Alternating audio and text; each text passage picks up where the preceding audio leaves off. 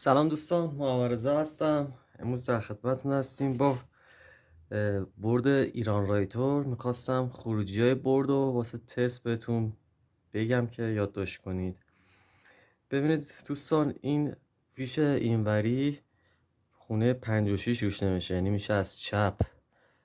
من بیارم نزدیک، از چپ اولی و دومی واسه کلید حداقل دماست، اونی که رو مبدل بسته میشه. این دوتا که اینجاست کلید فنه، پرشر سویچ فن. شما باید به این دوتا کلید وصل کنید. موقعی که پکیج استارت شد، رله فن عمل کرد، این دوتا رو با هم اتصال بدید. خب میریم روی اینجا، ببینید این دوتایی که به هم دیگه است سنسور دما با این دوتا، یعنی دوتا NTC ها روی این دوتا بسته میشه. میتونید جای این دوتا، یعنی سر این دوتا یه مقاومت 10 کیلو، سر این دوتا هم یه مقاومت 10 کیلو بس کنید. ببینید من اومدم یه مقاومت 10 کیلو رو اینجوری میبینید داخل وارنیش کردم، دوتا پایه زدم، این دوتا رو لحیم میکنم اینجا. دوتا مقاومت دارن، یه دونه هم کلید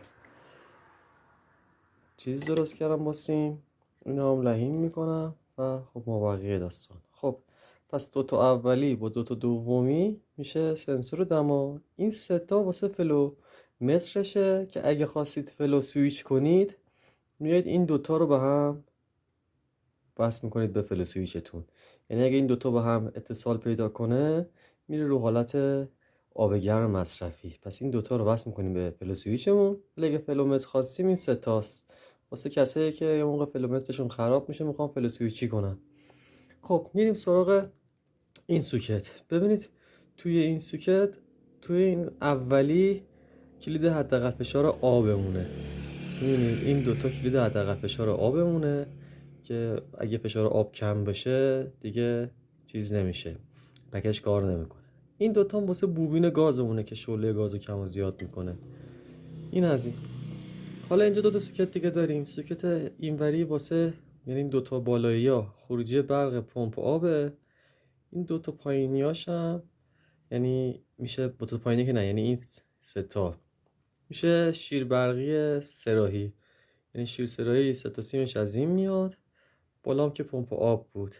حالا میریم سراغ این سوکت. این سوکت هم دوتا اولیه واسه شیر برقی گازه، دوتا پایینیه واسه برق فنه. این که سوکتاش، این سوکت هم که خب میدونید که برق ورودیه. خب پس به این ترتیب میتونید شما تست کنید. حالا توی سری فیلم ها دیدید موقع تست من کلید فنو به این صورت بس میکنم به خونه 2-3، به خونه 4 و 5 که کلید حداقل فشاره میام اینا رو چرت میکنم با هم دیگه. این دوتا پایه اینجام، این دوتا هم شورت میکنم بالایی رو با هم دیگه.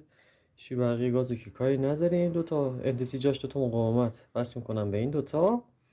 اینجام که فلو متر یا فلو سویچ، من حالا فلو سویچ که میخوام استفاده کنم، این دوتا رو یه دقیقه با یه پیشگوشتی چیزی یه سره میکنم. اگه رفت حالت آب گرم درسته.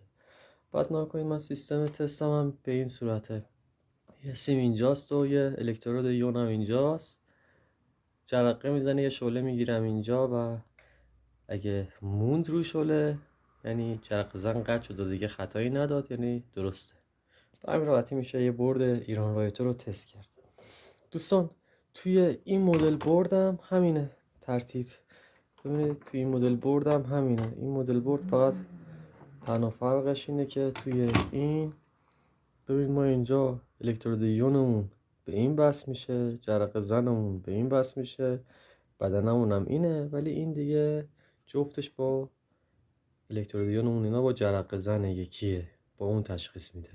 فقط تنها فرقش اینه. ممنون از اینکه ما رو فالو میکنید. روز خوبی داشته باشید.